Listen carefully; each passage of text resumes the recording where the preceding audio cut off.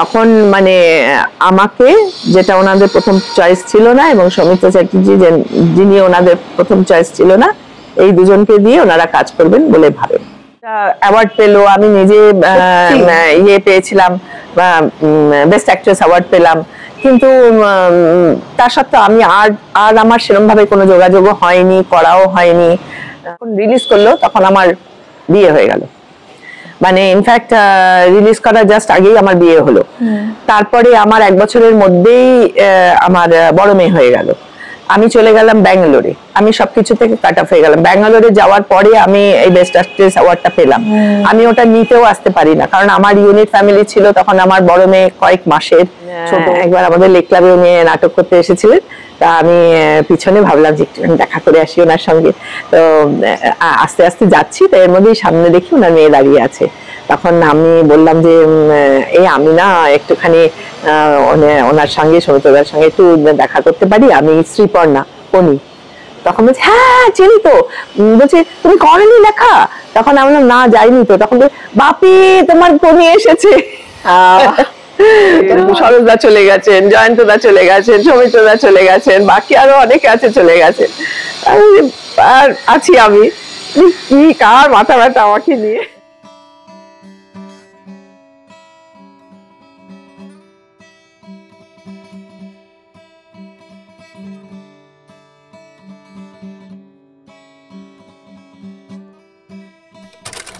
জীবনযুদ্ধে আমাদের নানান বাধা আসে, আমরা তখন নিজেদেরকেই নিজেরা বলি ফাইট ফাইট ফাইট, কারণ সেই লড়াইটা চালিয়ে যেতেই হয় আমাদের। কিন্তু যখন ফাইট কোনি ফাইট এই কথাটা আপনারা শোনেন, দুজন মানুষের কথা মাথায় আসে। একজন আজ আর নেই, সকলের প্রিয় খিদ্দা, অর্থাৎ পর্দার খিদ্দা সৌমিত্র চট্টোপাধ্যায়। কিন্তু 6 নম্বর রূপচাঁদ লেন বস্তির সেই কনি, আজ তিনি কেমন আছেন, কি করেন, কোথায় থাকেন, কনির খোঁজ আমরা পেয়েছি এবং তিনি এখন আছেন নিউ টাউনে। কেমন আছেন, কি করছেন? এত বেশি হাসতাম না, আমাকে ছোটবেলায় অনেকে দলে নিত না আর কি, মানে ব্যাডমিন্টন খেলবে আমার সাথে কেউ টিম করতো না, পেয়ার করতো না, যে আমি এত বল ছেড়ে দিয়ে হাসতে আরম্ভ করতাম, অকারণে হাসতাম। তো আমি ওটাই আমার নর্মাল, ওটা হচ্ছে অ্যাক্টিং। দিদি একটু শুরু থেকেই যাব, আপনি একজন সাঁতারু এবং ন্যাশনাল চ্যাম্পিয়ন আমরা সকলেই জানি, এছাড়াও শিক্ষিকা, অনেকগুলো দিক আছে আপনার। সঙ্গে যুক্ত হলো অভিনয়, যদিও শিক্ষিকা বোধহয় পড়ে, সেই সময় আপনি ইউনিভার্সিটিতে পড়ছেন, সেই সময় আপনি ছাত্রী। তো সেক্ষেত্রে এই যে মাঝখানে অভিনয় চলে আসা এবং কোনি হয়ে ওঠা, আজও দর্শকদের মনে একইভাবে থেকে যাওয়া, কিভাবে একটু যদি বলেন সেটা দিদি। পুরোটাই অ্যাকচুয়ালি মানে ভাগ্যের ফের আর কি, কারণ আমি বেসিক্যালি সাঁতার কাটতাম, তাও আবার সাঁতার কাটতাম কেন, আমি ছোটবেলা থেকে একটু রুগ্ন ছিলাম আর কি। আচ্ছা। তো আমাকে কেবল সর্দি কাশি লেগে থাকতো, এমনি তো ভীষণ রোগা ছিলাম, মানে গায়ে মাংস ছিল না, এরকম টাইপের, কোনো জামা কাপড়ই ভালো লাগতো না দেখতে। তো তখন আমাদের ফ্যামিলি ফিজিশিয়ান যিনি ছিলেন, উনি আমার বাবাকে অ্যাডভাইস করলেন যে একটু খেলাধুলায় দিন না, একটু সাঁতার টাতার দিন, কিছুতে দিন, তাহলে অনেক সময় সুস্থ হয়ে যায় আর কি, ইমপ্রুভ করে যায়। তো সেই জন্যই আমার যাওয়া সুইমিং করতে। তো আমরা তখন পাড়ায়, তখন তো এত গাড়ি ঘোড়াও ছিল না, সিকিউরিটি প্রবলেমটাও এত ছিল না, তাই পাড়ার একদল বাচ্চা আমরা বেশ 5-6 জনে মিলে রোজ সকালবেলা হাঁটতে হাঁটতে হাঁটতে হাঁটতে গিয়ে ওই লেকে পাবলিক পুলটা আছে, ওখানে যেতাম, গিয়ে ওখানে জলে ঝাপাঝাপি করতাম। তখনকার দিনের মা বাবারা এত চিন্তাও করতো না। এখন আমি মনে মনে ভাবি যে কোনো মা বাবা তাদেরকে এরকম ভাবে ছেড়ে দেবে না জলে, যেখানে যে কোনো মুহূর্তে একটা অ্যাক্সিডেন্ট হয়ে যেতে পারে। এবং সেখানে আপনারা নিজেরাই, আমরাই যাচ্ছি, আমরা কয়েকজন বাচ্চারা মিলে, আমার মা বাবারা জানতেও যায়নি, কিছু হয়ও নি, ফরচুনেটলি হয়নি। কিন্তু মানে এখনকার মা বাবারা অনেক সচেতন, অনেক সজাগ, তখন একটুখানি গাছাড়া ছিলেন বোধহয়। তো যাই হোক, সেইভাবেই আমাদের যাওয়া। তারপরে ওই করতে করতে আমরা আইএলএসএস এর খোঁজটা পাই, তখন আইএলএসএস এ গিয়ে ওইখানে সাঁতার কাটি, সিজনাল মেম্বার হই। তারপরে ওইখানে সাঁতার দেখে আমাদের যিনি কোচ ছিলেন অনিল দাশগুপ্ত, এখন আর নেই উনি, তো অনিলদা আমাকে দেখে পছন্দ হয় করে, বলে যে উনি তখন এই সুইমারদের মধ্যে দেখতে থাকতেন যে কেউ যদি কাউকে যদি অ্যাডভান্স সুইমিং এ নেওয়া যায়। তো আমাকে জিজ্ঞেস করেছেন তুমি কি অ্যাডভান্স করবে? তো আমার তখন অ্যাডভান্সের গ্রুপটাকে দেখে ভীষণ ভালো লাগতো। আমরা যে এমনি সাঁতার কাটতাম তার আমি দেখতাম ওরা একদল আলাদা নামতো, লেকে নামতো, এবং ওদের দেখে আমার মনে হতো যেন অন্য জগতের, মানে ভীষণ মানে হ্যাঁ দারুণ লাগতো ওদের দেখে, কি না জানি কি একটা পারে ওরা, এরকম ভাব লাগতো। আমি সঙ্গে সঙ্গে এক কথাতেই রাজি, বাড়িতে গিয়ে বললাম। মা বাবা বলে ঠিক আছে করতে হয় করো। তারপরে আমার ওই 1-1.5 মাসের ট্রেনিং এ আমাকে একটা ইভেন্টে নামালো, ইন্টার ক্লাব একটা কম্পিটিশনে। সেখানে আমি 50 মিটার বাটারফ্লাই, সেই ইভেন্টটা বোধহয় এখন আর নেইও, সেটাতে একটা গোল্ড নিয়ে বাড়িতে গেলাম। হঠাৎ আমার বাবা দেখে বলে কি এটা কি নিয়ে এসছিস, ওমা তুই প্রাইজও পেয়ে গেলি। তাইতে ওনারা একটা ইন্টারেস্ট নিল। সেই থেকে আমার অ্যাডভান্স সুইমিং সিরিয়াসলি শুরু হতো। তখন বাবা আমার রোজ নিয়ে যেতেন, বসে থাকতেন, আমি যতক্ষণ না করছি। এই করতে করতে দিনে 2 বার করে যাওয়া হলো। পড়াশোনাটা সেকেন্ডারি হয়ে গেল, আগে আগে আগে সুইমিংটা আরম্ভ হলো। অবশ্য মা বলে রেখেছিলেন যে খেলাধুলো করছো করো, ফেল করলে কিন্তু সব বন্ধ করে দেবো আমি, ফেল করাটা চলবে না। তো ওরকম ভাবেই চলতো। তখনকার দিনে যেরকম ছিল মোটামুটি চালিয়ে দেওয়া যেত, এখন কিন্তু যাবে না। এই দুটো জিনিস একসঙ্গে এখন সম্ভব নয়। এই করতে করতে আমার সুইমিং করা, সুইমিং এর তারপরে যা প্রাইজ টাইজ পেয়েছি, যেখানে মানে গিয়েছি, ন্যাশনাল চ্যাম্পিয়ন হওয়া, রেকর্ড করা, অনেক কিছুই হয়েছিল পরপর। আমার দারুণ লাগে করতে, ওই জিনিসটাতে আমার কখনো কোনো ফাঁকি ছিল না। আমি যখন প্র্যাকটিস করতাম কোনোদিন আমি মানে কে কি দেখছে কে কি ভাবছে এই না, আমার ভেতর থেকে একটা তাগিদ আসতো যে পাশে যে আছে তাকে আমি বিট করব। এই কম্পিটিটিভ মনোভাবটা ছোটবেলা থেকেই ওই সুইমিং এর জন্য হয়ে গিয়েছিল। তো এই করে করে একবার একটা পূজা সংখ্যাতে আমার একটা ছবিও বেরোয় এবং ইয়েও বেরোয়, কিছু লেখাও বেরোয়। সেই একই পূজা সংখ্যায় সেই বছর প্রথম মতিনন্দীর পণিটা বেরিয়েছিল। দেখেছিলেন হচ্ছে সরোজ দে, যে উনি আগে ছিলেন অগ্রগামী, পরে বেরিয়ে এসে উনি নিজের নামে ফিল্ম করতেন। তো সরোজ দে ওটা যখন পড়েন, এটাও দেখেন ওটাও দেখেন, ওনার মাথাতে তখন একটা করে যে ঠিক আছে এই বইটা খুব সুন্দর, এটাকে বেশ ভালো একটা ইয়ে করা যায়, ফিল্ম করা যায়। আর করলে পরে তো তখনই আমার নামটা দেখে কানেক্টেড হয়েছিল যে ঠিক আছে আইএলএসএস এ গিয়ে খোঁজ নেব, এই মেয়েটির খোঁজ নেবো। রোগা পাতলা লাগছে, তখন একদম রোগাই ছিলাম।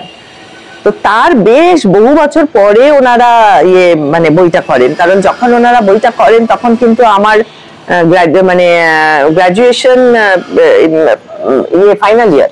আচ্ছা, সেই সময় ওনারা প্রথম আমার কাছে আসেন। তো আসেন, দেখেন দেখে পছন্দ হয় না, কারণ উনি যেরকম চেহারা চাইছিলেন আমার ঠিক সেরকম নয়, উনি আমাকে ঠিক মেলাতে পারেননি ওইভাবে। তো ওই জন্য উনি চলে গেলেন। উনি চলে গিয়ে বললেন যে আমি দেখি, তুমি একটু নিজেকে ভাঙো। কনির বইটা পড়েছো? তো কনির বইটা তো আমরা সকলেই পড়েছিলাম, আর কারণ ওখানে ভীষণ চরিত্রগুলো এত যেন জীবন্ত মনে হতো, যেন আমাদের মধ্যেই সকলে গল্পটা ঘুরছে।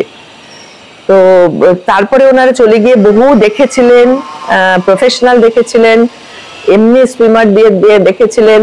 তো ওনার সঙ্গে এসেছিলেন হচ্ছে জয়ন্ত ভট্টাচার্য, তিনিও এখন আর নেই। তো জয়ন্ত দার উনি ছিলেন আমাদের স্ক্রিপ্ট রাইটার। মতিনন্দী তো আমাদের স্টোরি রাইটার ছিলেন, স্ক্রিপ্ট রাইটার ছিলেন জয়ন্ত ভট্টাচার্য। তো ওনার দেখে খুব পছন্দ হয়েছিল। উনি কেবলই বলছিলেন ওই সরোজ দেখে সবাই কালুদা বলতেন ফিল্মে। তো উনি বলেছেন কালুদা একেবারে যদি গ্ল্যামার না থাকে তাহলে বই চলবে না, একটু ইন্টেলিজেন্স না থাকলে পরে সে করতেও পারবে না। আর আপনি যদি পুরো প্রফেশনাল দিয়ে করান তাহলে সুইমিং এর সমস্ত শটগুলো আপনার ডাবলস দিয়ে নামাতে হবে, সেটা ঠিক মানে জিনিসটা না অতটা হবে না আর কি, মানে ওর জেনুইননেসটা ঠিক আসবে না। তো এই সব করে টোরে ওনারা যখন ঘুরে আমার কাছে আসলেন তখন আমার গ্রাজুয়েশন শেষ হয়ে গেছে বেশ 1 বছর পরে। আমি তখনও বোধহয় 3rd ইয়ারে পড়ছি, সেই সময় এসেছিলেন। ঘুরে যখন আসেন তখন আমার গ্রাজুয়েশন কমপ্লিট হয়ে গেছে। তারপরে ওনারা শুটিং আরম্ভ করলেন। তখন অনেক দেখেছিলেন, দেখে ওনার কাউকে পছন্দ হয়নি। এমনকি এই কথাটা আমি অনেকবার বলেওছি, খিদ্দার জায়গাতে ওনাদের নাসিরউদ্দিন শাহকে পছন্দ ছিল। উত্তম কুমারও বোধহয় ছিল। উত্তম কুমার যখন প্রথম কালুদার সঙ্গে উত্তম কুমারের অনেকগুলো বই ছিল। ইনফ্যাক্ট সৌমিত্র চ্যাটার্জির সঙ্গে ওনারা কোনো কাজ করেননি। তো উত্তম যখন উনি এই কথাটা উত্তম কুমারকে বলেছিলেন তখন উনি বলেছেন কালুদা খিদ্দা কিন্তু আমি করব। পরবর্তীকালে উত্তম কুমার মারা যান। তো তখন ওনার চয়েস নাসিরুদ্দিন শাহ ছিল। তো ওনারা, আমি শুনেছিলাম জয়ন্তদার কাছে যে ওনারা মুম্বাইতে গিয়েও ছিলেন। এবার নাসিরুদ্দিন শাহ খুব ইন্টারেস্টেডও ছিলেন, কিন্তু উনি ডেট দিচ্ছিলেন হচ্ছে সব শীতকালে, যেটা ওনাদের স্যুট করতো না। তখন ওনারা ফিরে এসে, মানে ওনাদের অনেক অপেক্ষা করতে হতো, তো তখন ওনারা ফিরে এসে সৌমিত্র চ্যাটার্জির কথা ভাবেন। তখন মানে আমাকে, যেটা ওনাদের প্রথম চয়েস ছিল না, এবং সৌমিত্র চ্যাটার্জি যিনি ওনাদের প্রথম চয়েস ছিল না, এই দুজনকে দিয়ে ওনারা কাজ করবেন বলে ভাবেন। এইভাবেই আমার মানে আশা। এইভাবেই আশা। এবং আপনি যখন আপনার জীবনের কথা বলছিলেন যে এই যে অ্যাডভান্সে যাবি, আপনার কোচ আপনাকে জিজ্ঞাসা করেন, আমার খুব ওই ছবির মতোই মনে হচ্ছিল। মানে ওখানেও তো আমরা খিদ্দাকেই দেখি যিনি আসলে কনিকে খুঁজে বের করেন, গঙ্গার ঘাটে প্রথম দেখা সেই। তো এইটা বোধহয় খানিকটা আপনার সঙ্গেও মেলে, যে আপনাকে দেখেই আপনার কোচ বুঝেছিলেন যে এই মেয়েটার মধ্যে না। অ্যাকচুয়ালি আমি সেজন্য বললাম না যে গল্পটা এত বাস্তব ছিল যে গল্পের চরিত্রগুলো আমাদের মনে হতো যেন ঠিক আমাদের কোচের উপরেই লেখা। আর নর্থ ক্যালকাটায় যারা সুইম করতেন তারা মনে করতো তাদের কোচের উপরেই লেখা। এবং সুইমারের চরিত্রগুলো যেন আমাদের মনে হতো এত জীবন্ত, এগুলো যেন আমাদের মধ্যেই কেউ একজন। প্রথমে এসে যেটা জিজ্ঞাসা করছিলাম আপনাকে, যে একদম বিপরীত ধর্মী একজন মানুষের চরিত্রে আপনাকে অভিনয় করতে হয়। মানে আমরা কনক চাপা পালকে যেমন দেখেছি বা পড়েছেন যারা, যে তার পারিবারিক কারণ, সামাজিক কারণ, নানান কারণেই বিরক্তি বা জীবনযাত্রা, আপনি সেইভাবেই ফুটিয়ে তুলেছিলেন কনিকে একেবারেই পর্দায়। অসুবিধা হয়েছিল? কারণ আপনি এত হাসি খুশি একজন মানুষ, আমি বললেন আপনি এত হাসতেন, সেখানে তার মুখে সবসময় বিরক্তি, জেদি একজন মানুষ, প্রচন্ড রাগ। একটু যদি বলেন সেটা। আমার কিন্তু না অদ্ভুত ভাবে এটা কখনো মনে হয়নি যে বিরাট কিছু করছি। হয়তো আমার কোনো স্টেক ছিল না, যেহেতু আমি নতুন এসেছি, আমি ভালো করলি বা কি, আমি খারাপ করলি বা কি, তারও কিছু এসে গেল না। আর আমি জগৎটাকে চিন্তামো না, এই লাইনের সঙ্গে আমার খুব একটা পরিচয়ও নেই। তো ভালো করলে কি হবে, খারাপ করলে কি হবে, আমি কিছুই জানতাম না। আমি আমার মতো করে গেছি। এবং আমাদের সব বন্ধু বান্ধবরা সবাই তো সুন্দর বন্ধু বান্ধব ছিল। তো আমরা রোজ গিয়ে এত এনজয় করতাম, আমাদের কখনো মনে হয়নি যে আমরা মানে একটা অভিনয় করতে এসেছি, ভীষণ সিরিয়াস কিছু একটা করছি। মানে কিরকম একটা খেলার ছলে করতাম। আমাদের কখনো মানে সেই ইয়েটাই মনে হয়নি যে একটা কষ্ট করে কিছু করতে হবে। খুব স্বতঃস্ফূর্ত ভাবে, স্বাভাবিক ভাবেই আমরা সবাই করেছি। শুধু আমি বলে নয়, আমার যত বন্ধুরা ওখানে ছিল করেছে। অমিয়া যেমন আমার ভীষণ বন্ধু, মানে অমিয়া পেরোলে যে করেছে মৌসুমী রয় তখন ছিলেন, সে যেন আমার ভীষণ বন্ধু। কিন্তু আমাদের এত ভালো, মানে কাউরই কোনো অসুবিধাই হয়নি। তো এখন যেমন সবাই বলে যে কি করে অভিনয় করলেন, এখন আমি সত্যি ভাবি যে খুব একটা কিছু করেছিলাম কি। অ্যাকচুয়ালি আমার যেটা ধারণা, সৌমিত্র চ্যাটার্জি যিনি, উনি একাই টেনে নিয়ে গেছেন বইটা। ওনাকে বাদ দিলে বইয়ে খুব একটা কিছু থাকবে না, উনি একাই টেনে নিয়ে গেছেন। আর যে গল্পটার অ্যাপিলটা এত সাংঘাতিক যে আমার মনে হচ্ছিল আমাকে ছাড়া অন্য যে কাউকে দিত ওখানে বইটা ওই রকমই হতো, কিন্তু সৌমিত্র চ্যাটার্জিকে থাকতে হতো, গল্পটা থাকতে হতো। এই দুটোর অ্যাপিলে পুরো জিনিসটা টেনে নিয়ে গেছে। আর বাদ বাকি আমরা না কিরকম একটা সাপোর্টের মতো। আর বেশি যেটা জলের মধ্যে অভিনয়, সেটা তো আমাদের কোনো অসুবিধাই হয়নি, কারণ আমরা তো সুইমারই ছিলাম বেসিক্যালি। সেই জন্য জলের ভিতরে মানে ঝাঁপিয়ে পড়া বা ওই যে কম্পিটিশন, যেটাতে সবাই মানে এক্সাইটেড হয়ে যাচ্ছে যে কে প্রথম আসবে, পারবে কিনা, ওই যেটা বিল্ড আপ করেছে, ওই অভিনয়টা তো আমাদের ছিল। হ্যাঁ, ওটা আমরাই। আর বাদ বাকি যেটা ইয়েতে উপরে যেটা, আমাদের কোনো অসুবিধা কখনো আমাদের মনে হয়নি যে কি বিরাট কিছু একটা করছি। খুব সহজভাবেই হয়েছে। কিন্তু আপনার সঙ্গে যখন, মানে আপনার প্রথম শট সৌমিত্র চট্টোপাধ্যায়ের সঙ্গে, সেই সময় কিছু নার্ভাস ছিল না? আমাদের প্রথম শট কিন্তু ওনার সঙ্গে শুরু হয়নি। আমাদের ফিল্মের এই মজাটা বেশ আমাদের ভালো লাগতো। আমাদের শুরু হয়েছিল প্রথমে হচ্ছে যে ওই ইয়েতে চেন্নাইতে গিয়ে যে নিজেদের মধ্যে ঝগড়াঝাটি বিবাদ, সেটা হচ্ছে আমাদের নিজেদের সুইমারদের মধ্যে, যে স্নো লাগাবার ব্যাপারটা, ক্রিম লাগাবার ব্যাপারটা, তারপরে চকলেট খাবে না ছুঁড়ে ফেলে দিল, তো সেগুলো দিয়ে শুরু হয়েছে। সেগুলো আমাদের নিজেদের মধ্যেই ছিল। তো সেখান থেকে হয়েছে, সেই জন্য আমাদের সেটা করে বেশ মজাও লেগেছিল। তো এইটা ওই সব ভাবতে গেলে অনেক মজার গল্প মনেও পড়ে যায়, কিন্তু আমাদের ওই জিনিসটা হয়নি। আর উনিও না আমাদেরকে এত মানে ফ্রি করে দিয়েছিলেন, ওনার ব্যক্তিত্বটা, ওনার প্রেজেন্সটা, অনেকের কিন্তু অনেক কিছু শেখার আছে ওনার থেকে। যে উনি যে এত বড় একটা আর্টিস্ট, ওনার কোনো এয়ার নিয়ে উনি ঘুরতেন না। উনি যেমন প্রথম যখন ওনার সাথে আলাপ হলো আর কি, প্রথম আমাদের বাড়িতে সেকেন্ড টাইম যখন ওনারা আসলেন ক্যামেরা ট্যামেরা নিয়ে, সবকিছু নিয়ে একটা স্ক্রিন টেস্ট করবেন বলে, তখন ওনাকে ফোন করলেন ওখান থেকে, আমাদেরই ফোন থেকে, তখন তো মোবাইলের যুগ ছিল না, ল্যান্ডলাইন থেকে ফোন করলেন। উনি সঙ্গে সঙ্গে নিজেই ড্রাইভ করে ওখানে চলে আসলেন, করে মানে উনি নিজে, এবং ওনারও দেখে টেকে বললো, কালুদা আর একটু দেখলে ভালো হতো না। ওনারও মনে হয়েছিল এইটু খুব একটা সুটেবল হবে না। ততদিনে তো কালুদারা অনেক মানে স্পেড ওয়ার্ক করে নিয়েছে, অনেক কিছু জেনে নিয়েছে, যে অনেক কিছু ঘুরে টুরে একটা বছর কাটিয়েছি, পাবো না, এই ঠিক আছে, একে দিয়ে ম্যানেজ করতে হবে। তা আমাকে শুধু বলে গিয়েছিলেন যে একটু কালো হতে হবে। তা আমি তো ভাবে কালো বলো, যাই বলো তাই করবো, কিন্তু আমি ফিল্মটাই কাজ করবোই। কোন রকমের বাবার থেকে পারমিশনে জোগাড় হয়েছে। আমি রাজি ছিলেন প্রথম থেকে? প্রথম থেকে রাজি ছিল না, বাবা তো অনেক ইয়ে করে, মানে অনেকের পরামর্শ নিলেন, সবাই বললেন যে না, এটা তো সেরকম ধরনের বই না, এটা তো একটা খেলাধুলার উপরে, মানে খুব মানে ভালো একটা বই, তো এটা আপনি করতে দিলেই পারেন। তখন আমাকে শাসি টাসি দিল যে ঠিক আছে করতে দিচ্ছি, কিন্তু আর যেন চাইবে না, এটাই লাস্ট, এটাই অনলি ওয়ান। তো ঠিক আছে, সে তো পরে দেখা যাবে, আগে তো করে নি।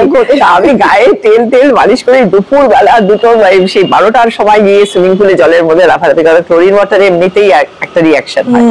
তো সেই করেও মানে কালো টালো হয়েছে, অনেক কাণ্ড করেও হবে, মানে যা বলছে তাই করতে রাজি আছি। আমাকে বললেন এইসব জামা কাপড় চলবে না। সেই হাওড়া হাট থেকে একটা জামা নিয়ে এসেছিলেন, বলছে ওই জামা দিয়ে করবে, তাও সেই জামাটা দিয়ে ঘর মুছতে হবে 2 দিন, মানে একদম ন্যাকড়া হয়ে যেতে হবে, তাতেই রাজি আছি, সবই তাই পড়বো। তখন আমি মানে মাস্টার্স করছি যাদবপুর ইউনিভার্সিটিতে, এইটুকুনি একটা ফ্রক পরিয়েছে, তাও যে ছেঁড়ামেড়া, আমি কেবল টেনে ওটাকে পারলে নামাই, কিন্তু আমি তাতেই রাজি আছি, যা বলবে তাই করবো, কিন্তু আমি করবোই। মানে আমার তখন এরকম অবস্থা। আর আমরা যখন করতাম তখন আমাকে ওই যে একটা সিন ছিল, আমি অ্যাকচুয়ালি আমরা তো কোনোদিন মানে এগুলো করি না, প্রফেশনাল নয়, আমরা ভীষণ মানে অ্যামেচারিশ একটা বিহেভিয়ার ছিল। তো ওই যে লাস্টে যে একটা সিন ছিল, সেই খিদ্দা তুমি কোথায় লুকিয়েছিলে, এটা প্রচন্ড একটা সেন্টিমেন্টাল একটা ইয়ে। আমার ভীষণ মনে হয় আমার জায়গায় যদি কোনো প্রফেশনাল থাকতো, সে কিন্তু অনেক দরদ দিয়ে চেষ্টাই করতে পারতো, মানে সবাইকে একদম হাওয়া করে কাঁদাতে পারতো বলে আমার মনে হয়। মানে কেঁদেছি, হয়তো হয়েছে, কিন্তু আমার সেরকম মনে হতো। তো সেখানে আমাকে আমার সব বন্ধু বান্ধবরা, এমনকি আমার দিদিরা যেত, তারাও সে আমাকে সব খেপাচ্ছে, আমরা দেখবো তুই কেমন করে করিস ওটা, কারণ আমি এই ব্যাপারে ভীষণ স্ট্রিক্ট। আমি কোনোদিন প্রেম টেমও করিনি, কোনো ছেলে বন্ধুও ছিল না, যদি আমি কোয়েট স্কুল কোয়েট কলেজে পড়েছি, কিন্তু ওই রকম করে ওইভাবে করা, মানে আমাদের ক্লোজ প্রক্সিমিটি বলতে বাবা, আর কেউ নেই। সেখানে একজন মানে ওরকম একজন আর্টিস্ট, তার সাথে ওরকম তাকে জড়িয়ে ধরে কাটতে হবে, কোথায় লুকিয়েছিলে। তো আমি তো ভীষণ মানে স্টিফ হয়ে গেছি। আর এদিকে আমি ওদের মুখগুলো দেখতে পাচ্ছি, ওরা সব দাঁড়িয়ে আছে হি করে হাসছে, সেটা ডাক্তাররা কি করছে দেখবার জন্য, তারই মাঝে আমার কোনো রকমের করা। তো কিন্তু পরে দেখলাম যে একটা জিনিস হয়েছে, যে কোনি তো খুব ইয়ে ছিল না, মানে ইয়ে ছিল, সে একটু মানে ইয়ে ছিল আর কি, মানে চাপা স্বভাবের ছিল। তো সেই জন্য সেইভাবে ওইভাবে ওইটা চরিত্রের সঙ্গে মানিয়ে গেছে, চরিত্রের সঙ্গে মানিয়ে। যদিও ভাবছিলাম যে অন্য কেউ হলে পরে অনেক জেনুইনলি কাঁদতে পারতো, আমার কান্নার মধ্যে কেমন জানি একটা চাপা ব্যাপারও আছে। তো ভাবলাম যে ওটা চরিত্রের সঙ্গে মানিয়ে গেছে। কোনি যেরকম, কোনি তো নিজে কতটা এক্সপ্রেস করতে পারতো না, একটুখানি ইয়েতেও ভুগতো আর কি, মানে ইনফিরিয়রিটি কমপ্লেক্সেও ভুগতো। তো সেই জন্য হয়ে গেছে আর কি। হয়ে গেছে, সব হয়ে গেছে, মানে ওই যিনি আমাকে এখানে ঢুকিয়েছেন তিনি করিয়ে নিয়েছেন আর কি। মানে অদ্ভুত না, চিকিৎসকের পরামর্শ মতো সাঁতারে, হ্যাঁ মানে এটা পুরোটাই নিয়তি বোধহয়, এমনই হয়েছে যে ওই সময়টায় আমার একটা যোগাযোগ হয়েছে ওদের সঙ্গে, আমি করেছিলাম, বইটা অ্যাওয়ার্ড পেলো, আমি নিজে ইয়ে পেয়েছিলাম, বেস্ট অ্যাক্ট্রেস অ্যাওয়ার্ড পেলাম, কিন্তু তার সত্ত্বেও আমি আর আমার সেরকম ভাবে কোনো যোগাযোগও হয়নি, করাও হয়নি। এখন যেমন আমার কোনো বাধাই নেই, আগে তারপর ছিল স্কুল হয়তো আপত্তি জানাতেন, কারণ তারা হয়তো পছন্দ করতেন না যে তাদের কোনো টিচার এই কাজ করছে, মানে তাদের পারমিশন ছাড়া কোনো ফিল্মে আছে, হয়তো তাদের আপত্তি হতেই পারতো। তো আর কোনো যোগাযোগ হয়নি আমাদের, মানে ওই একটাই আমার নিয়তিতে ছিল আর কি। কিন্তু একটা কথা দিদি, আপনি বললেন যে সেই সময় আপনার পরিবার সেইভাবে প্রথমে মত দেননি, পরে দিয়েছিলেন, ইচ্ছে হয়েছিল যে পরেও আর একটা ছবি, মানে আপনার ইচ্ছে হয়েছিল যে এই সাফল্য, এই অ্যাওয়ার্ড, দর্শকদের ভালোবাসা, এটা দেখার পর যে আরো এক দুটো কাজ? নিশ্চয়ই, একটুতে ইচ্ছে হয়নি বললে ভুল হবে, ইচ্ছে নিশ্চয়ই হয়েছিল, কিন্তু কতগুলো ঘটনা পরপর ঘটে গেল। একটা হচ্ছে বইটা যখন রিলিজ করলো তখন আমার বিয়ে হয়ে গেল, মানে ইনফ্যাক্ট রিলিজ করার জাস্ট আগেই আমার বিয়ে হলো। তারপরে আমার 1 বছরের মধ্যেই আমার বড় মেয়ে হয়ে গেল, আমি চলে গেলাম ব্যাঙ্গালোরে, আমি সবকিছু থেকে কাট অফ হয়ে গেলাম। ব্যাঙ্গালোরে যাওয়ার পরে আমি এই বেস্ট অ্যাক্ট্রেস অ্যাওয়ার্ডটা পেলাম, আমি ওটা নিতেও আসতে পারি না, কারণ আমার ইউনিট ফ্যামিলি ছিল তখন, আমার বড় মেয়ে কয়েক মাসের ছোট, জাস্ট কলকাতা থেকে ঘুরে আমি গিয়েছি, আবার বাচ্চা নিয়ে আসা আমার পক্ষে, আমার হাজবেন্ড ছুটি পাবে না, বাচ্চা নিয়ে আসা শুধু এটার জন্য হলো না, কেউ বলার মতো ছিল না। তো তাই থেকে আমি পুরো জিনিসটা থেকে একটু সরেও গেলাম আর কি। একেবারে যে তুই একটা পাইনি তা না, দুই একটা পেয়েও ছিলাম, কিন্তু সেগুলো ঠিক আমার মানে মনের মতো ছিল না। এখন ভাবেন, এখন যদি আবার শুরু, আপনি যেহেতু বললেন যে দিদি রিটায়ার করেছেন 2 বছর হলো, তাই তো? হ্যাঁ, এখন আমি 2 বছর, বলতে গেলে 5 বছর, 2 বছর হলো রিটায়ার করেছি, 3 বছর এক্সটেনশন হচ্ছিল। হ্যাঁ, তো সেক্ষেত্রে ফার্স্টে জানি এখন সময়টা কিভাবে কাটছে, মানে 2 বছর কিভাবে কাটলো, এত ব্যস্ততা, সারাটা জীবন? হ্যাঁ, এখন আমার দারুণ কাটছে। আমি সেই ছোটবেলা থেকে একটা ডিসিপ্লিন লাইফ আরম্ভ করেছি, সেই ভোরবেলা ঘুম থেকে উঠে একদম, মানে সেই ঘাড় বাকিও না করে দাকিও না, একদম চলো নিয়ম মাফিক, সেই সকাল ভোরবেলা থেকে ছুটতে ছুটতে যাও, সুইমিং করো, করে আবার তাড়াতাড়ি করে এসে কোনো রকমের ব্যাগ ট্যাগ নিয়ে জামা কাপড় চেঞ্জ করে খাওয়া দাওয়া করে স্কুলে যাও, এই সব করে টোরে সন্ধ্যাবেলা যখন পড়তে বসতাম তখন ঢুলতাম, এরকম দীর্ঘদিন আমার কেটেছে। এই যখন সুইমিং লাইফ বন্ধ হয়ে গেল, তারপরে আমি রোয়িং এ ছিলাম, আমরা চ্যাম্পিয়ন হয়েছিলাম, এবং রোয়িং ইনসিডেন্টালি আমি তৈরি করেছিলাম, মানে আমাদের টিমটা সেই সময় রোয়িং এ মেয়েরা খুব একটা ছিল না আর কি, অন এন্ড অফ মেয়েরা আসতো চলে যেত, আমি যখন গিয়েছিলাম তখন কেউ ছিল না, রোয়িং এর টিমটা আমিই তৈরি করেছিলাম। তো তারপরে রোয়িং, সুইমিং এর পরে রোয়িং, তারপরে আমার স্কুলেও ভীষণ ডিসিপ্লিন ভাবে, মানে আমরা মানে আমি ছিলাম সাউথ পয়েন্ট স্কুলে, বিশাল স্কুল, সেখানে প্রচুর স্টুডেন্ট, আর আমি লাস্ট 7 বছর ইয়েতে ছিলাম, অ্যাডমিনিস্ট্রেশনে ছিলাম, মানে আমি টিচার ইনচার্জ ছিলাম। সুতরাং তার একটা যে প্রেশার, সবকিছু নিয়ে আমি সবসময় এত ওয়ার্কড আপ থাকতাম। আর আমার সমস্যা হচ্ছে, আমি যখন যেটা করি ভীষণ সিনসিয়ারলি করি, সেই জন্য সিনসিয়ারলি করতে গিয়ে আমার এতটা সময়, সবকিছু এবং কনসেন্ট্রেশন সবকিছু দিতে হতো যে আমি লাইফটাকে সেরকম ভাবে এনজয় করতে পারিনি। সেই জন্য এখন আমি ঠিক করেছিলাম যে আমি এবার রিটায়ার করব। তো এইসবের জন্য আমি ঠিক করেছিলাম যে আমি রিটায়ারমেন্টের পরে কিচ্ছু করব না। আমি সকাল 5:30টায় উঠি, ঠিকই উঠে আমি আগে হাঁটতে যাই, তারপরে ফিরে এসে আমি করি, চাটা খেয়ে তারপরে গার্ডেনিং করি, আর আমার ছাদে ছোট্ট বাগান, আর তারপরে যোগাসন করি, করে এই করতে করতে আমার বেলা 1:30টা বেজে যায়। খাওয়া দাওয়া করে একটু রেস্ট নিয়ে বিকেলে উঠে আবার একটু ঘরের কাজ টাজ করি। বন্ধুরা ডাকলে পরে আমি সবসময় এখন অ্যাভেলেবল। আগে যেমন বন্ধুদের সঙ্গে আমি মিটই করতে পারতাম না, ওরা অনেক সময় উইকডেজে করলে পরে তো আমি যেতেই পারতাম না, তারপরে সারাদিনের পরে করলে পরে তখন আমি যেতে পারতাম না। এখন বন্ধুদের সঙ্গে আমি মিট আপ করতে পারি, মানে ইচ্ছে মতো মেয়েদের কাছে যেতে পারি। আমার মেয়েদের অনেক অভিযোগ আছে যে তাদের অনেক সময় আমি দিতে পারিনি, সেইগুলো করতে পারি। এইসব নিয়ে আমার খুব ভালো সময় কেটে যায়। সবাইকে সময় দেওয়ার পাশাপাশি ওই এতগুলো বছর নিজেকেও বোধহয় সময় দিতে পারেননি একেবারেই, এখন তাই ওই ওর মধ্যেই যা আর কি, হ্যাঁ নিজেকে সময় নিজের মতো করে, এখন কোনো প্রেশার নেই, আমার সেটাই সব থেকে ভালো লাগে যে আমার মনে কোনো টেনশন নেই। আমি সবসময় এত টেনশনে থাকতাম, এত প্রেশারে থাকতাম। তারপরে আমার একটু স্কুলে যখন প্রথম ঢুকি তখন আমার একটা ভীষণ মাইগ্রেনের প্রবলেম ছিল। সেই মাইগ্রেন টাইগ্রেন নিয়ে আমার স্কুল করা, বাচ্চা মানে মানুষ করা, আমাদের সব ইউনিট ফ্যামিলি, তো এইসব নিয়ে আমার 2 মেয়ে, লোক না আসলে পরে কি করব, স্কুল করব না তাদের মানে বাড়িতে থাকবো, তাদের কে রান্না করে দেবে, কে খাওয়াবে, এই সমস্ত সমস্যা নিয়ে অনেক দিন চিন্তা করেছি, অনেক কিছু ভেবেছি। আমার ডিউটি এখন শেষ হয়ে গেছে, আমি এখন মানে এনজয় করছি।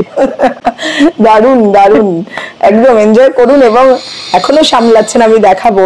দিদি কি দারুণ গার্ডেনিং, মানে নিজের একটা ছোট্ট বাগান তৈরি করেছেন, চাই ছোট্ট বলবো না, বিশালই আসলে। দিদি যেটা বলছিলাম যে এখন মানে অভিনয় করার কথা ভাবেন যে আবার যদি শুরু করা যায়, বা আবার যদি কোনো অফার আছে, বা যোগাযোগ কি আছে আপনার কারোর সঙ্গে? না, আমার সেটাই ব্যাপার, আমার কারোর সাথে কোনো যোগাযোগ নেই, আমার কারোর সাথে কোনো যোগাযোগ নেই। আর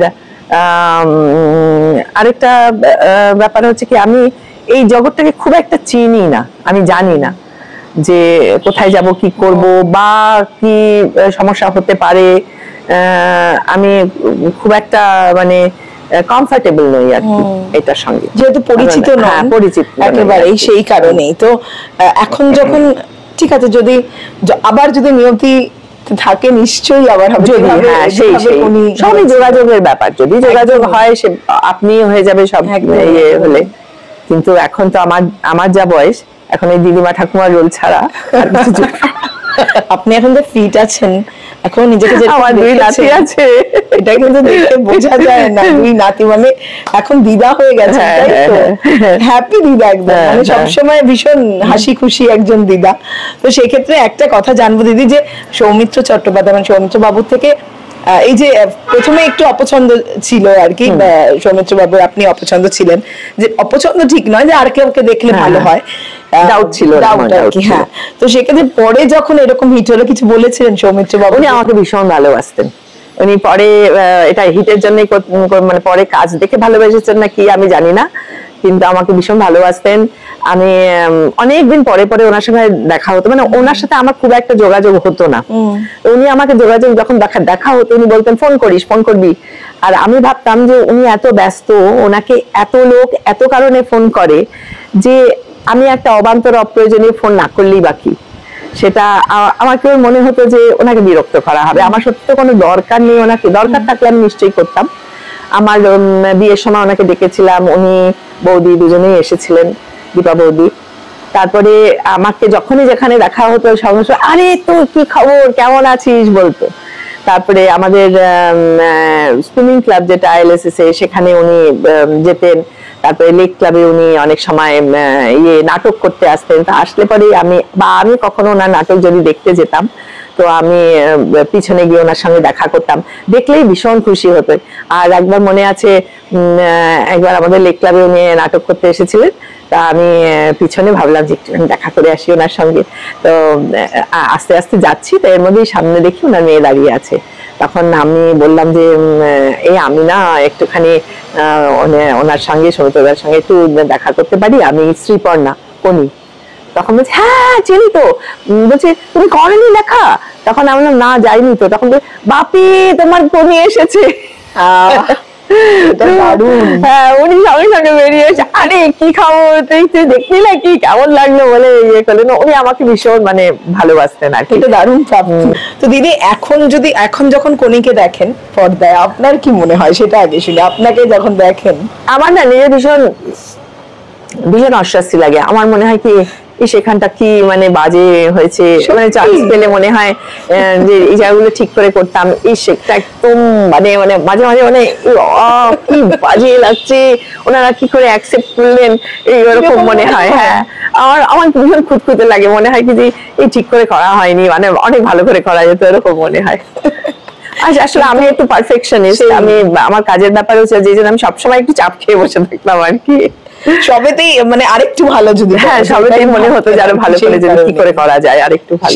সেই কারণেই এখন না হলে মানুষেরা কতদিন অবধি আপনাকে চিনতে পেরেছে, মানে এখন তো চেনা বোধহয় চিনতে পারেন কি কোনি বলে বোধহয় না, তখন মুখের অনেকটাই বদল। না কিরকম এখন ওই আমি যেদিন একটু মাথায় ভালো করে তেল টেল দিয়ে টাইট করে চুল বেঁধে বাজারের থলি নিয়ে দাঁড়িয়ে আছি, তখনই হাই বলল যে আচ্ছা আপনাকে ভীষণ চেনা লাগছে।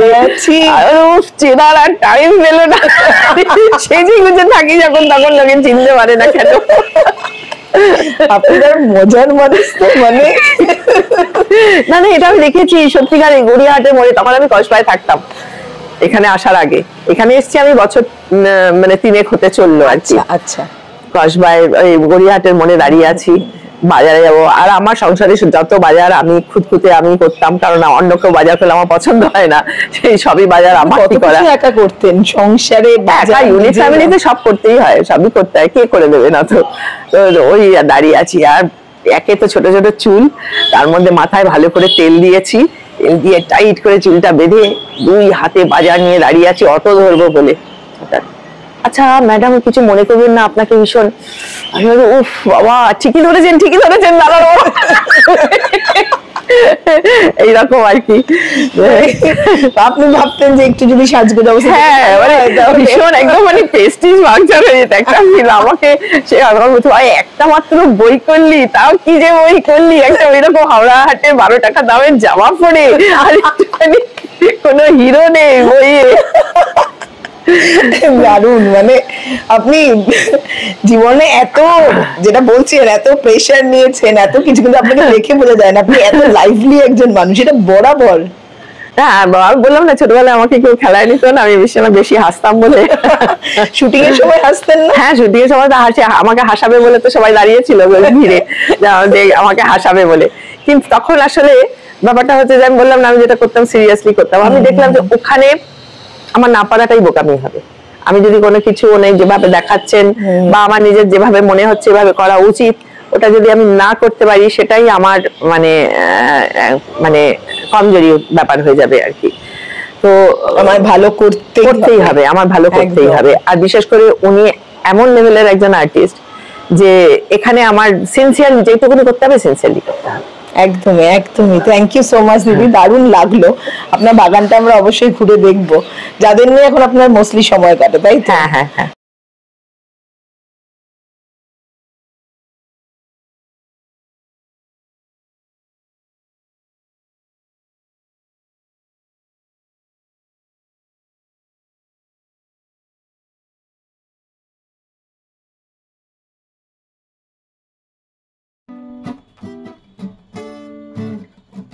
তো শেষ করব, শেষে যেটা আমি ক্যামেরা অন হওয়ার আগে বলছিলাম, আমাদের একজন বিশেষ একজন মানুষ যিনি ভিডিও দেখে আর কি আপনার বলেছিলেন যে এনার যদি ইন্টারভিউ করতে পারো কোনি, শ্রীপর্ণা ব্যানার্জি বলেছিলেন, কারণ সেই সময় আপনার শ্রীপর্ণা ব্যানার্জি ছিল।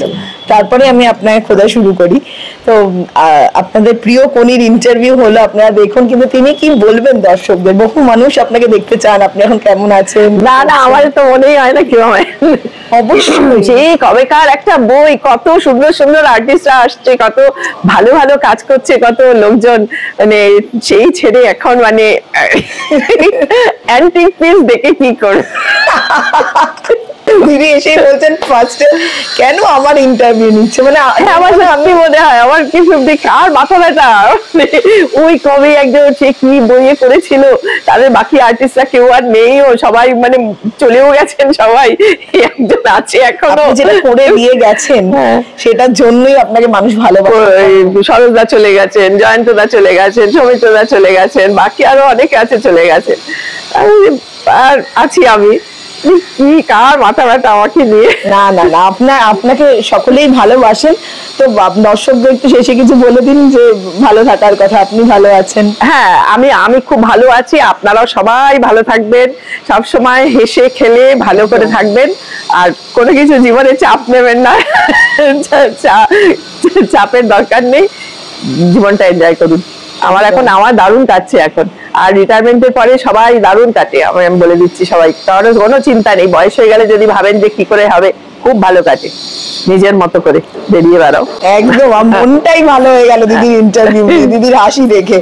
তো থ্যাংক ইউ সো মাচ দিদি, আপনি এরকম হাসি খুশি থাকুন, সবার আগে এরকম থাকুন, এবং আপনার এই যে পজিটিভিটি সেটা আমাদের মধ্যে ছড়িয়ে পড়ুক সবসময়, এতটা হাসি খুশি আপনি ভালো থাকুন। খানিকটা আবেগপ্রবণ হয়ে পড়লেন আজকে, অনেক পুরোনো কথা মনে পড়লো, পুরোনো মানুষের কথা মনে পড়লো, তাই না? থ্যাংক ইউ সো মাচ দিদি, ভালো থাকুন। থ্যাংক ইউ, নমস্কার সবাইকে।